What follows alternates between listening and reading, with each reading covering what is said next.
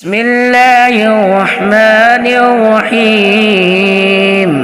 الرحمن علم القرآن خلق الإنسان علمه البيان.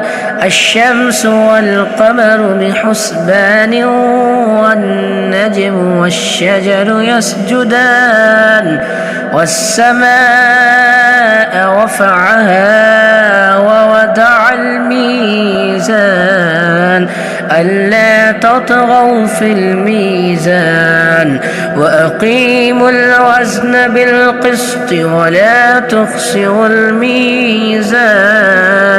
والأرض وضعها للأنام فيها فاكهة والنخل ذات الأكمام والحب ذو العصف والريحان. فبأي آلاء ربكما تكذبان؟ خلق الإنسان من صلصال كالفخار وخلق الجن من مارج من نار. فبأي آلاء ربكما تكذبان؟ رب المشرقين ورب المغربين. فبأي آلاء ربكما تكذبان؟ مرج البحرين يلتقيان بينهما برزخ لا يبغيان. فبأي آلاء ربكما تكذبان؟ يخرج منهما اللؤلؤ والمرجان. فبأي آلاء ربكما تكذبان؟ وله الجوار المنشآت في البحر كالأعلام. فبأي آلاء ربكما تكذبان؟ كل من عليها فان ويبقى وجه ربك ذو الجلال والإكرام. فبأي آلاء ربكما تكذبان؟ يسأله من في السماوات والأرض كل يوم هو في شأن. فبأي آلاء ربكما تكذبان؟ سنفرغ لكم أيها الثقلان. فبأي آلاء ربكما تكذبان؟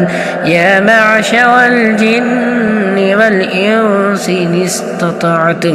إن استطعتم أن تنفذوا من أقطار السماوات والأرض فانفذوا لا تنفذون إلا بسلطان. فبأي آلاء ربكما تكذبان؟ يرسل عليكما شواظ من نار ونحاس فلا تنتصران. فبأي آلاء ربكما تكذبان؟ فإذا انشقت السماء فكانت وردة كالدهان. فبأي آلاء ربكما تكذبان؟ فيومئذ لا يسأل عن ذنبه إنس ولا جان. فبأي آلاء ربكما تكذبان؟ يعرف المجرمون بسيماهم فيؤخذ بالنواصي والأقدام. فبأي آلاء ربكما تكذبان؟ هذه جهنم التي يكذب بها المجرمون يطوفون بينها وبين حميم آن. فبأي آلاء ربكما تكذبان ولمن خاف مقام ربه جنتان فبأي آلاء ربكما تكذبان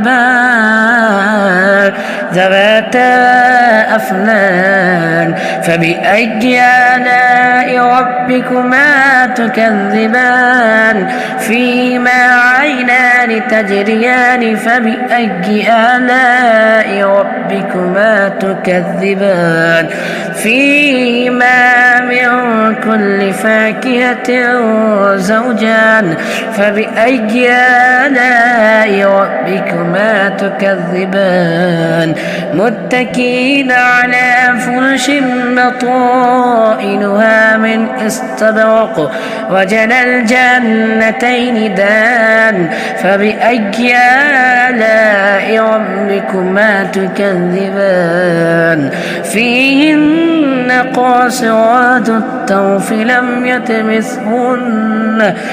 يطمثهن إنس قبلهم ولا جان فبأي آلاء ربكما تكذبان كأنهن الياقوت والمرجان فبأي آلاء ربكما تكذبان هل جزاء الإحسان إلا الإحسان فبأي آلاء ربكما تكذبان ومن دونهما جنتان فبأي آلاء ربكما تكذبان مدهامتان فبأي آلاء ربكما تكذبان فيما عينان نضاختان فبأي آلاء ربكما تكذبان فيهما فاكهة ونخل ورمان فبأي آلاء ربكما تكذبان فيهن خيرات حسان فبأي آلاء ربكما تكذبان حور مقصورات في الخيام فبأي آلاء ربكما تكذبان لم يطمثهن إنس قبلهم ولا جان فبأي آلاء ربكما تكذبان متكئين على رفرف خضر وعبقري حسان فبأي آلاء ربكما تكذبان تبارك اسم ربك ذي الجلال والإكرام صدق الله العظيم.